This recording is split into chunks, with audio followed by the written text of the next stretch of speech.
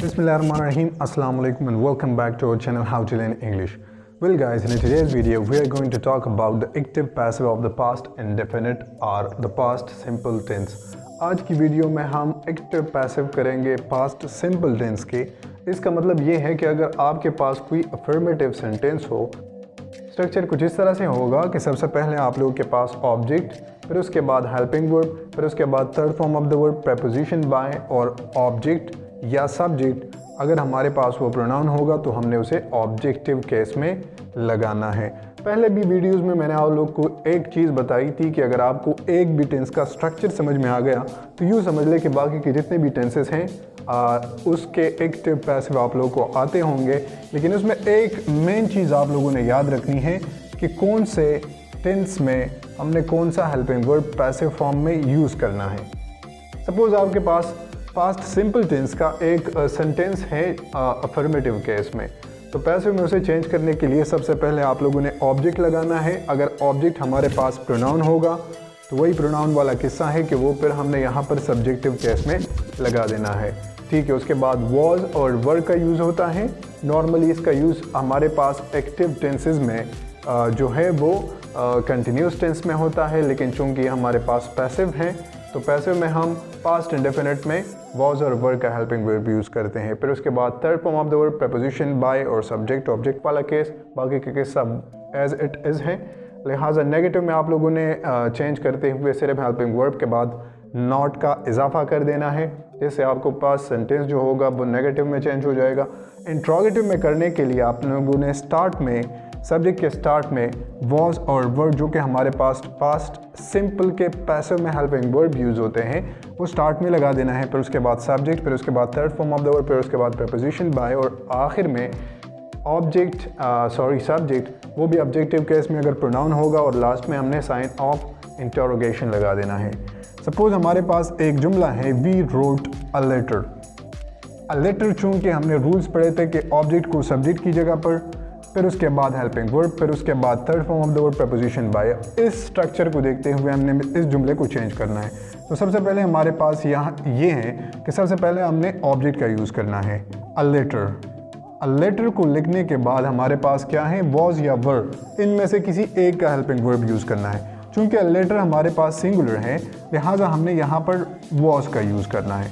फिर उसके बाद written, write, wrote, written, start में भी मैंने आप लोगों को बताया था, रूल्स में भी हमने पढ़ा था कि जितने भी हमारे पास पैसिव सेंटेंसेस होंगे मोस्टली हमने उसमें third form of the verb का यूज़ करना है, रिटन। फिर उसके बाद बाय और फिर हमारे पास यहाँ पर सब्जेक्ट जो है वो हमारे पास वी है और वी जो है ये एक प्रोनाउन है, तो इसका ऑब्जेक्टिव केस हमने यहाँ पर ऑब्जेक्ट की जगह पर लगाना है जो कि है हमारे पास us. We wrote a letter was written by us, ये हमारे पास इसका पैसिव फॉर्म हो जाएगा। इस पे दूसरा एक आसान एग्जाम्पल करते हैं एक्टिव में। सपोज आपके पास एक जुमला है कि शी पेंटेड अ वॉल। ये एक सिंपल जुमला है हमारे पास पास्ट सिंपल का, और इसको अब हम अगर पैसिव में चेंज करेंगे तो पैसिव में लिखने के लिए सबसे पहले अ वॉल जो हमारे पास ऑब्जेक्ट है उसको हमने सब्जेक्ट की जगह पर लिख देना है। फिर उसके बाद इसको हमने देखना है कि हमारे पास सिंगुलर होगा तो हमने वॉज का यूज़ करना है। ठीक है, फिर उसके बाद हमारे पास third form of the verb, painted का थर्ड फॉर्म भी पेंटेड है, सेकंड और थर्ड फॉर्म दोनों सेम है। फिर उसके बाद प्रेपोजिशन बाय, शी चूँकि प्रोनाउन है और इसका ऑब्जेक्टिव केस हमारे पास हर है। प्रेजेंट इंडेफिनिट और पास्ट इंडेफिनिट में अब आप लोगों ने एक और चीज़ याद रखनी है जो कि इंतहाई आसान है। हमारे पास प्रेजेंट इंडेफिनिट में हम नॉर्मली टेंसेस में डज नॉट और डू नॉट का यूज़ करते हैं। इसी तरह पास्ट इंडेफिनिट में जितने भी हमारे पास नेगेटिव सेंटेंसेस होते हैं उसमें हम डिड नॉट का यूज़ करते हैं, लेकिन एक्टिव पैसिव में उसको पैसिव में चेंज करते हुए हमने डिड, डू और डज का यूज़ बिल्कुल नहीं करना है। उनकी जगह पर अल्टरनेट हमारे पास ये ये हेल्पिंग वर्ब्स हैं वो हमने यूज़ करने हैं। सपोज़ एक जुमला यहाँ पर रखते हैं कि he did not open the door. अब इसको पैसिव में चेंज करते हुए हमने ये चीज़ जहन में याद रखनी है कि हमने डिड नॉट का यूज़ नहीं करना। ये हमारे पास नेगेटिव जुमले का स्ट्रक्चर है कि नेगेटिव जुमले को हम किस तरह से चेंज करेंगे। द डोर चूंकि इसका ऑब्जेक्ट है तो बाकी के रूल्स के मुताबिक हम इसको सब्जेक्ट की जगह पर लिख लेंगे। फिर उसके बाद हमारे पास वॉज नॉट यूज़ होगा।